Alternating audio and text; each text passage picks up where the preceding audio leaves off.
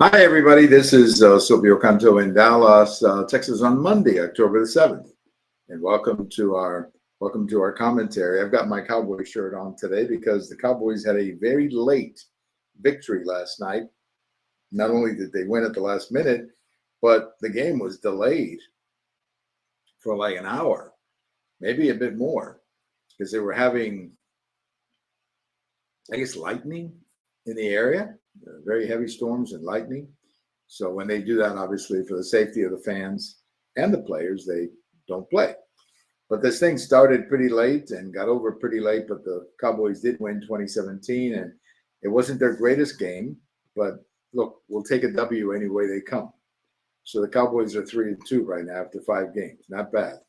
Not bad. Also over in the baseball playoffs, San Diego and LA had let's just say, a pretty intense game that involved a few fans throwing things on the field. It got a bit out of control, but the security was pretty good, so they were able to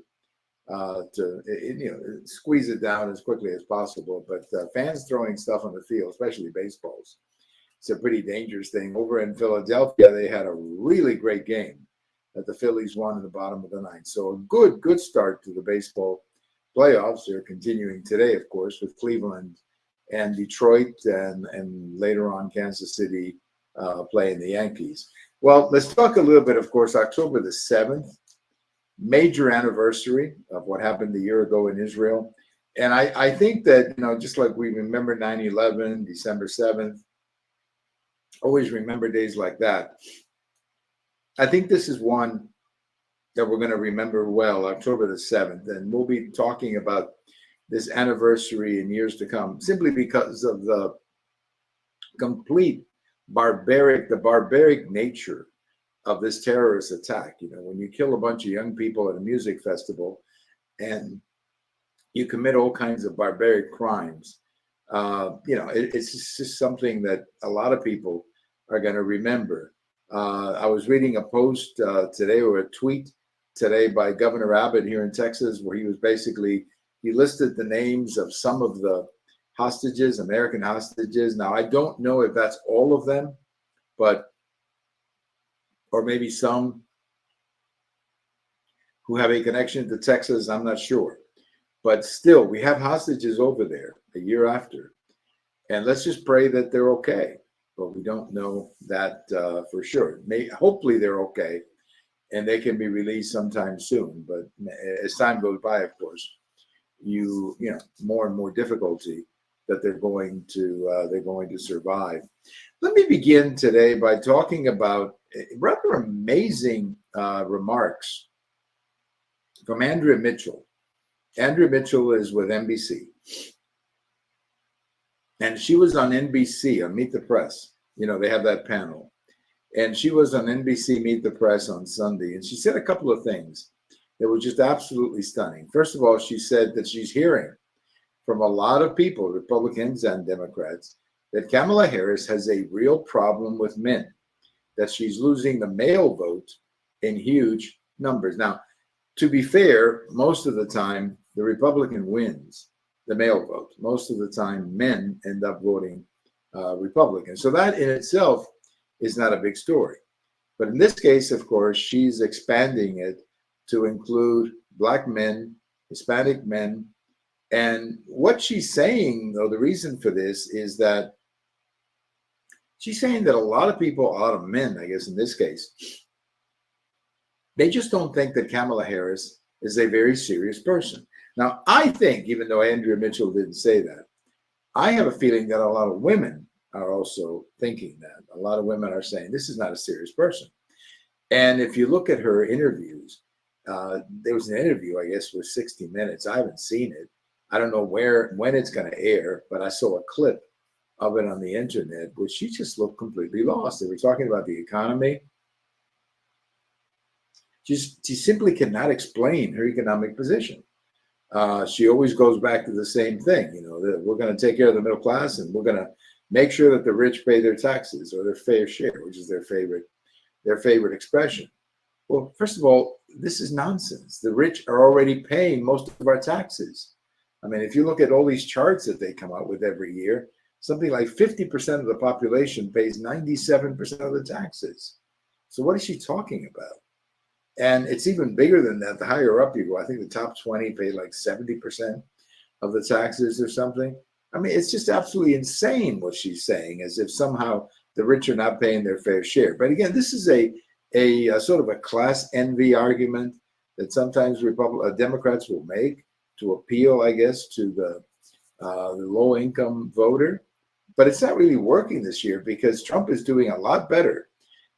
For example, I heard that he's doing better in Philadelphia, that he's doing better with some key groups that have in the past supported Democrats. So, this is truly an incredible situation that we're watching, where voters are telling reporters, we don't think she's serious. We don't think she's a serious person.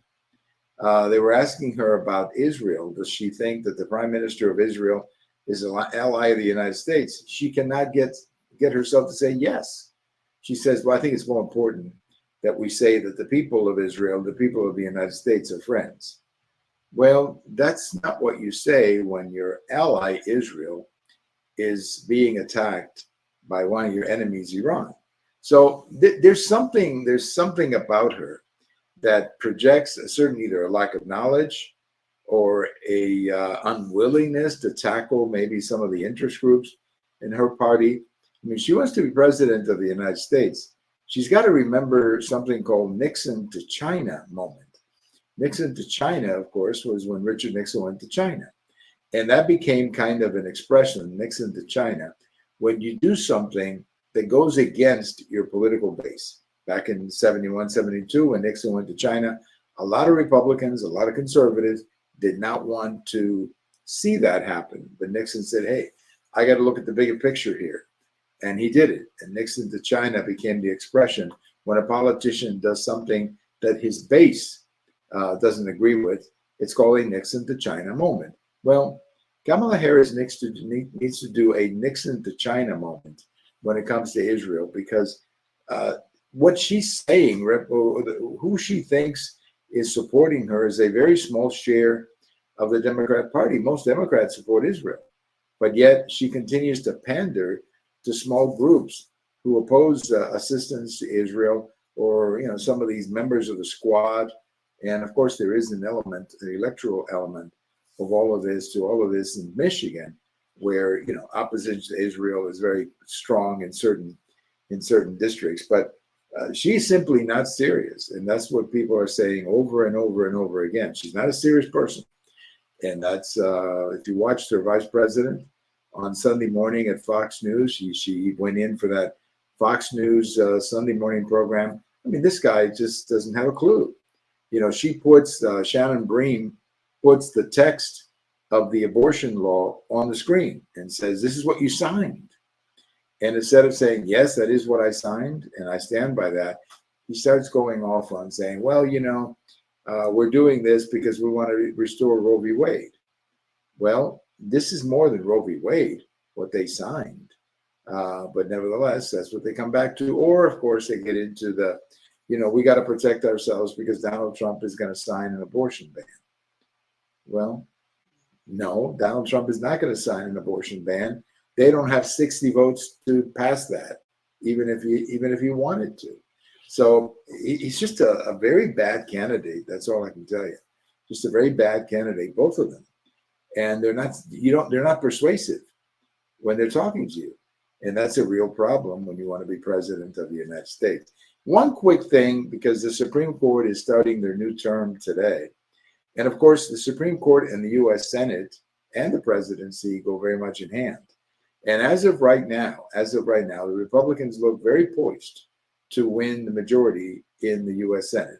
Either 51-49 or 52-48. Those are the early numbers that some people are projecting. There is a possibility that it could be more than that, but I don't really want to go there at the moment. But at the moment, it does look like West Virginia, Montana, and Ohio would be three pickups, which would then put the Republicans at 52, more than a majority to run the Senate. And of course, the Republican majority or the majority in the Senate is critical because that's how you make appointments to the, not appointments, but you approve judges to different positions in the federal courts. And also it is in the Senate where the nominee for the Supreme Court would have to go through all the questions and would have to get the approval of the Judiciary Committee in the U.S. Senate to go to the House or to go to the Senate for an up and down vote. So having the Senate and the presidency is critical if you want to control the Supreme Court. And that's why it's so important. You got to have the Senate to control the Supreme Court and the judges. And of course, ideally, you want to have the presidency so that you nominate people to the Supreme Court who are more conservative, let's say like some of the ones who've gone there lately. But the new session starts today. There are some interesting cases, and I'm sure we'll get into more as time passes. But remember, they start today listening, and they're not going to write any opinions, or at least publish them, until June of 2025. So there's a lot of time left to know what the heck is going to be approved by the Supreme Court. Thank you for listening. This is Silvio Canto in Dallas, and we'll talk to you later. Bye-bye, everybody.